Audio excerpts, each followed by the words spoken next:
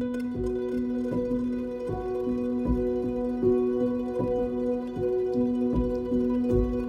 discovery has meant that this chronic and disabling condition now can be permanently cured by antibiotics. Hi there, I'm Professor Barry Marshall at the University of Western Australia. I've got a talk here called Nobel Journey Man versus Helicobacter, and it's a personal story of my discovery of Helicobacter pylori with Dr. Warren and how we went on to win the Nobel Prize. And you know, a lot of this research was done in Western Australia, and we pretty much consolidated it here at the University of Western Australia in the first few years before everyone in the world heard about it. Your pioneering work has also stimulated research all around the world to better understand the link between chronic infections and diseases.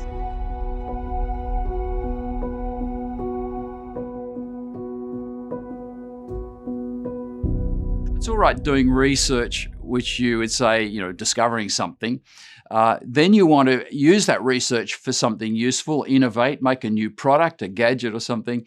And then finally, you want to translate it, which means roll it out to the public, make it a benefit for everyone that you know or in the whole world in our case. So that's what wins the Nobel Prize, as far as I can tell. They like to see that it actually translated into something very useful that everyone wants to know about and take advantage of. Even when I was in high school, I liked science, and I came second in a science competition in 1967 when I built a refrigerator. And my father's a refrigeration engineer, so that was pretty easy for me to do. But I did have to learn all about thermodynamics, why refrigerators work, latent heat, entropy, all that stuff, which if you do physics, you've heard of that. Anyway, the judges were coming around to look at all the projects. In the evening, it was very, very hot, no air conditioning, but I had used my refrigerator to freeze some icy poles, and so I was able to give these icy poles to the judges. And so they liked that. This is like I had the knowledge, I'd innovated, created something and translated it into useful activities such as feeding icy poles to the judges. The innovation and the translation is something that I was also always good at, and I suppose it's just my background was like that. So let's get back to our discovery, which was for the cause of peptic ulcers. And here you've got a duodenal ulcer on the left and you've got a gastric ulcer on the right. Remember, this duodenal ulcer has eroded into a blood vessel. The patient just about, bled out with a vomiting up about a litre of blood. And on the right is a gastric ulcer. Now that hasn't gone all the way through the stomach wall, but remember the stomach wall's about 8 millimetres thick. And I guarantee this ulcer's gone through 4.5 to 5 millimetres. So there's not much left to go. And certainly a perforated gastric ulcer used to be a fatal condition before we had emergency surgery and everything. But people with ulcers, it was a serious condition, and they would be a bit worried about going on a holiday to a remote city or a funny island or something, because they could at any stage have a major complication from their ulcer. And so it was a potentially fatal condition which affected about 5% of the population who are walking around for most of their lives with this risk, this little cloud hanging over their health. Now, pre-Helicobacter, people knew that bacteria were killed by acid, and there was a lot of acid in the stomach. So they're like, you can't possibly have bacteria living in the stomach. They're killed by acid.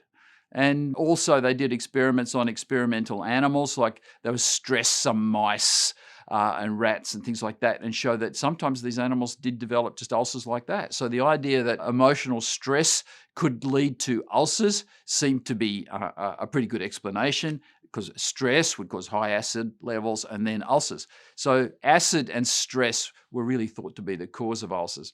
There was not really any good data on it. So one of the things I learned was whenever something's potentially caused by stress, you should say to the doctor, okay, but what's the real cause? Because there probably is a real cause. We're all under stress, and it's really a bit of a cop-out for the medical practitioner to blame everything on stress just because they don't know the cause of it. So be aware of that, be a bit suspicious and ask for the evidence. And these days in medicine, we always like to talk about evidence-based medicine. So you want to see, what data was there that showed that this disease was caused in this way, or this treatment works or doesn't work. Remember, there's no point looking for bacteria in the stomach if all bacteria are killed by acid. However, if there was a bacteria that could survive in acid, that would probably be a problem, and that's Helicobacter pylori. So here's Helicobacter pylori. It just means that it's helical. So it's got 1.5 twists. So any kind of spiral bacteria, we usually describe it by its thickness, and it has flagella at one end, which helps us swim in the mucus layer of the stomach. And most of the bacteria that inhabit that part of the gut, just along the lining, are twisty, spiral, and motile. The word pylori is a Greek word meaning gatekeeper, so that it was found at the bottom end of the stomach where the muscle is called the pylorus, which holds the food in the stomach. So that's Helicobacter pylori. It's easy to remember. You can always call it the helicopter bacteria. I don't really care about that. So very interesting and handsome-looking bacteria, if I may say so myself. Now, Dr. Warren, he's a pathologist, and so he was always getting biopsies of the stomach sent to him just to see if there's any cancer, because cancer of the stomach used to be a lot more common. And one day he said, what's this smudgy blue line? And he put a special stain on it called a silver stain and stained bacteria black. And my God, he says, there's enormous numbers of bacteria here sticking to the wall of the stomach. You can see the roundish yellow blobs, they are cells, and then around the edges of them you'll see these many, many curved bacteria sticking around the edges of the cells.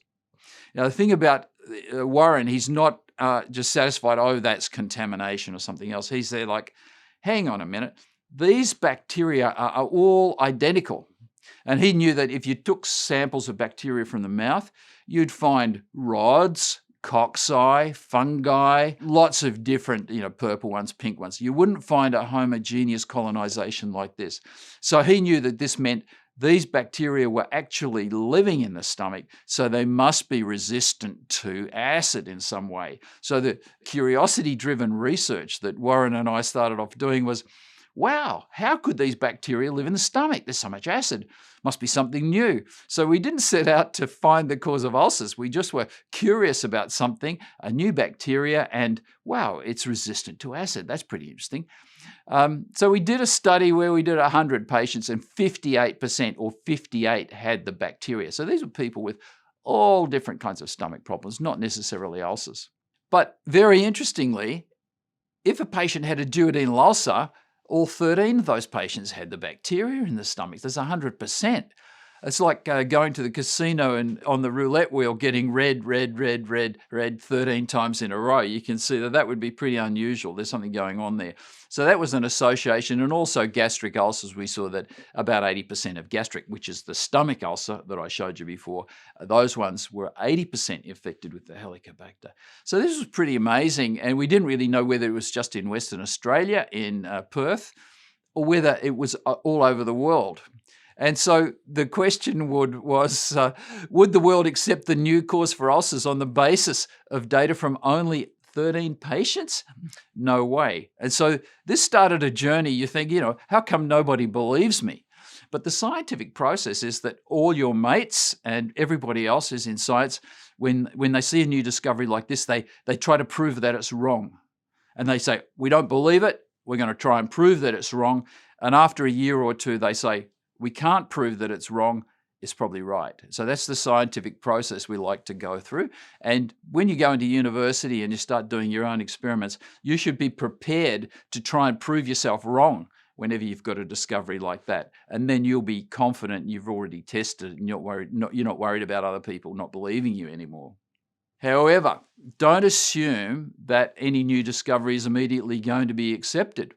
And Dr. Warren and I submitted our paper to the meeting of the Australian College of Gastroenterologists in 1983.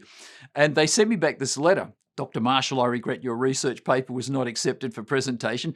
The number of abstracts continues to increase. We had 67, we could only accept 56. And so, Dr. Marshall, your paper was rejected in the bottom 20%. Actually, it was one of the worst ones, they reckon. And they said, you can't even have a poster. In fact, we don't want you to come to the conference. It's a bit embarrassing to see this kind of stuff presented there. And so we were very, very sad. But luckily, we did have some friends overseas and we submitted it to an international meeting 6 months later and they thought it was great. And so we were vindicated to some extent. But always keep your rejection letters. And many years later, you can show it in your lecture, as I have done. You get a lot of satisfaction out of that.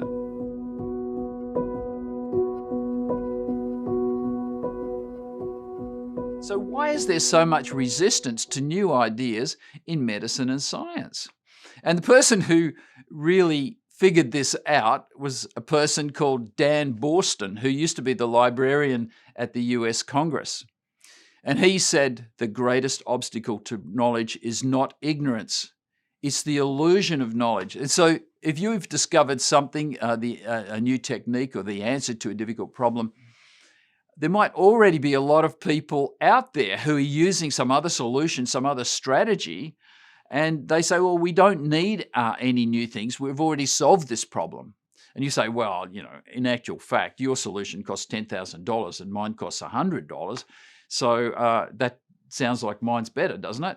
And they say, oh, no. You can see there could be whole industries around a paradigm which everybody believes in. So you come up with something new. They say, we don't need anything new. We've already got the answer. So that's the illusion of knowledge, and that's where we were. Everybody thought stress was the issue. Acid caused ulcers. So the treatment was antacids and drugs which lowered the acid level.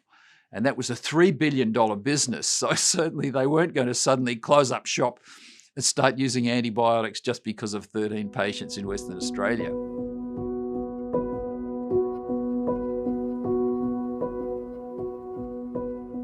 So how do you go to prove that a new bacterium is harmful? And the answer is you test it out on small animals. You do it on rats and mice and guinea pigs, and ultimately we even tested it on pigs. But these bacteria, human bacteria, they didn't necessarily infect animals. So, didn't really work. The person who described this originally was Robert Koch in 1882. And he had the same situation as we had. He tested a lot of people to see if they had these funny bacterium in their sputum. Like if they had a bronchitis or cough or something, you'd look at a sample, and look at the sample, you see the TB bacteria.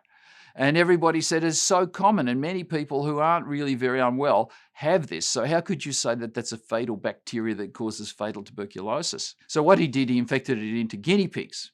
And sure enough, they got tuberculosis and died, and he could sample the TB bacterium. So he says, you infect an experimental animal, and then if TB develops, it's proven the bacteria are harmful. And he called this rule Koch's postulates. So we had to do that on animals, which didn't work. So finally, in my lab, I brewed up some Helicobacter and drank it down one day in 1984. And I thought that probably nothing would happen because people with ulcers didn't really remember catching the bacteria. So I thought that initially it wouldn't make you sick or anything. Just a few years later, you might get an ulcer. But big surprise for me, I did feel quite unwell and had vomiting for several days in the week after I took the bacteria. So that was interesting for me, but I still wasn't convinced that it was the bacteria. I thought, it could be just psychosomatic or something, and I was feeling a bit tired. But after a week or so, Dr. Warren and colleagues did an endoscopy on me, and the stomach looked a little bit red, and then looked under the microscope at the biopsy sample from the lining of my stomach, and it was exactly like we were seeing in the ulcer patients. Many of these bacteria were growing in my stomach, and there's a lot of inflammation, which means white cells were there coming to eat the bacteria. So that's the underlying abnormality then, which causes ulcers. And so people were saying, oh no, the ulcer comes first, and the bacteria were just harmless, just sitting on top of it.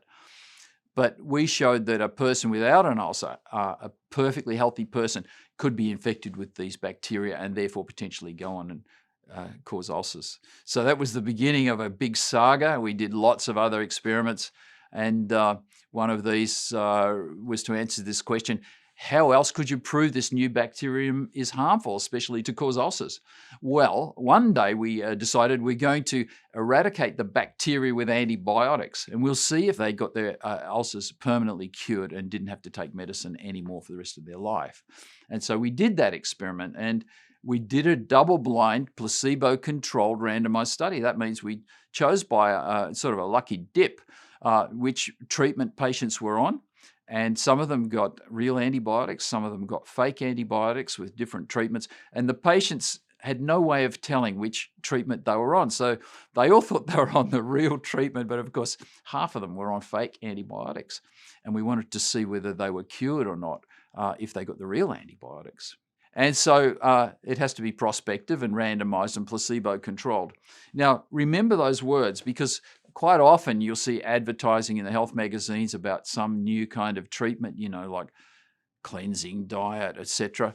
And that would not be prospective, randomized, and placebo-controlled. And the reason these things are so important is if you've got a new treatment, a new drug or something, you really have to prove to the government that it works using this method.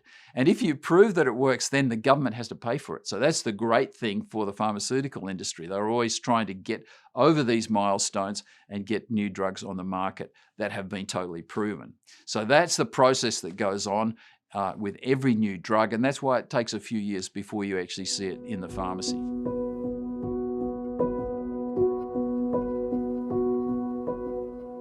So let's go back to our curiosity-driven research here. How can a bacteria survive in the human stomach and resist the acid? So that was an interesting scientific question that we still hadn't answered. And we found out that Helicobacter makes this enzyme urease, which splits urea. Now, urea, you may know, is just a waste product, comes out in your urine, but it consists of CO2 and ammonia bound up together, and you would pass that out harmlessly. And you see on the left-hand side, that reaction consumes a hydrogen ion, which you see as H+. That is acid. So the acid gets soaked up in this reaction. And on the other side of the equation, you've got the ammonium and carbon dioxide. And so Helicobacter is able to protect itself from acid by making an alkali to surround itself with a little bubble. And so unlike nearly every other bacteria known to man, Helicobacter can survive in the acid. It has no competition. Once it's down there, it's locked in there for life, and you really can't get rid of it until you take antibiotics. On the x-axis, you'll see that's pH. Acid is on the left and alkali is on the right. And then those three lines are different bacteria. And you see some weak urease producers, and one of them is Proteus, and I think that's the dotted line at the top. And you'll see that below, as you move from the right to left, you see below 3.0, all those bacteria are killed. Whereas if you look at the thick black line, that's Helicobacter, and you see you put that into an acid solution with some urea, and it's making the ammonia to protect itself from acid. And as you go to the left, it gets right up to pH 1.5, which is extremely acidic. And Helicobacter is still alive after 35 minutes.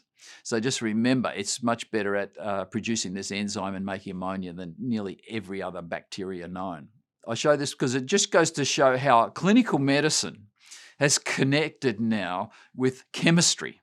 And so we were doing chemistry, playing around with some bacteria, and that really translated then into a discovery which affected millions and millions of people with ulcers around the world. So don't be ashamed of doing some kind of weird little experiment if it's interesting to you. Just follow your instinct. And I always say if it's curious and interesting and you like to do it, there's probably some value in it. So I mentioned that the translation of this discovery was to use the urease to pick up H. pylori. So one of the things we started doing then was making a gel which gave a pH change and went red when ammonia was present. So we're taking samples from patients, putting them in these little gels, and that's a CLO test. And the one in the middle is a positive one. You'll see he's gone pink after about 10 minutes. Gastroenterologist would just put the biopsy in it, put it in his pocket, and then within 10 minutes, look at it, say to the patient, you've got that bacteria of Dr. Marshall's, and take some antibiotics and you'll be cured. And on the right there, I've just got a culture of Helicobacter on a Petri dish, blood agar. And the reason you do that is because then the microbiologist can test different antibiotics, and we can make a recommendation to the patient as which antibiotics to use. And that's called personalized and precision medicine. So in 21st century, we don't just take an average and have a bit of a guess what the average person needs. quite often we'll do something very careful and find very, very detailed information. Even a bacterial genome these days is possible to do in a few hours, and we'll see which is the best antibiotic. And so the cure rate goes up, probably more than 90% just in a couple of weeks, and the side effects from the antibiotics goes down. So the future is very bright with this kind of precision medicine and personalized medicine that you'll be able to get from every doctor in the near future. Now, the other thing is, once you've had the bacteria treated, how do you find out that it's gone? Well, you don't want to have another endoscopy. You can do a breath test. And typically we give an isotope labeled tablet with urea in it, and you'll see it sits in the gastric mucus layer, and the starch bead will actually go down to where the cells are, and the bacteria are all living down there on the cells. So the urea gets pushed down into the mucus layer, touches the bacteria, and then gets split into the CO2 and the ammonia. The ammonia goes into the stomach, and the CO2 immediately enters the bloodstream. And on the next slide, you can see what happens to it. So within one circulation time, you see the CO2 is going up to the lungs and being breathed out. You catch it in a balloon, and the tiny amount of radioactive tracer, it's equal to background in 24 hours just from the environment. So it's so tiny, we don't worry about any risk. And it goes in, we look at it in a scintillation counter, which is kind of a Geiger counter. So here we've got physics rolled into chemistry, into a clinical problem to diagnose patients. And I'm very proud to say I invented that so many years ago, and now we reckon that about 30 million of these tests are done around the world every year, probably more than that. One of the issues is that H. pylori is becoming resistant to antibiotics, and you like to culture it to see what antibiotics will kill it. Endoscopy and biopsy costs, probably $1,000, and then how else could you get a sample of the bacteria without actually doing an expensive procedure, in the outback? And we did a research study in Jigalong, which is an Indigenous Australian community with very little healthcare available at the site, thousands of miles from Perth.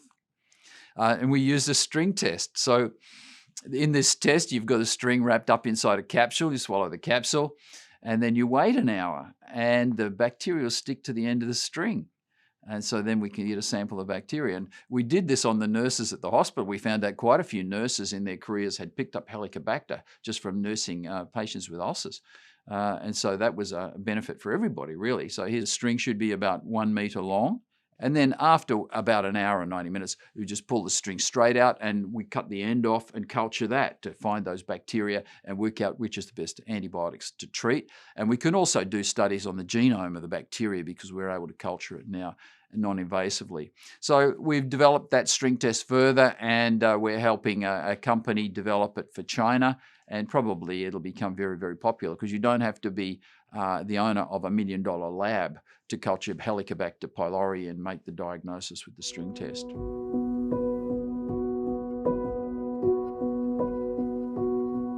So after 100 years, after he started the Nobel Prizes, actually, we find out that Alfred Nobel probably had Helicobacter. It was very, very common in the 19th century. Nearly everybody would have had it in Europe. In his biography, it says that he always complained of indigestion, and he was simply overworked or under serious mental stress, no matter which restaurant or hotel he was staying at. It was probably, the Ritz-Carlton or the best possible one. He was always complaining about the food. So he was a very cranky old fellow.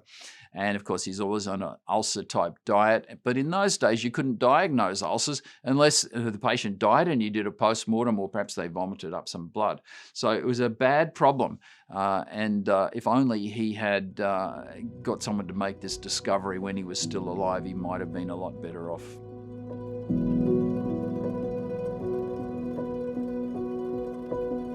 I'll finish off by saying that the future of the human race, as far as I'm concerned, and most Nobel laureates will tell you this, is technology is going to continue to advance, make life easier for us and far more predictable. And since 50 years ago when man walked on the moon, lifespan has increased by 10 years. And every 6 years that we go further, we get another year of lifespan. So most Nobel laureates will live a long time. And I project that at the moment, my lifespan's looking like 106, but could even be more. Thank you for your time today, listening to my Study Australia virtual masterclass. I'm Professor Barry Marshall, Nobel Prize winner. in Perth, Western Australia.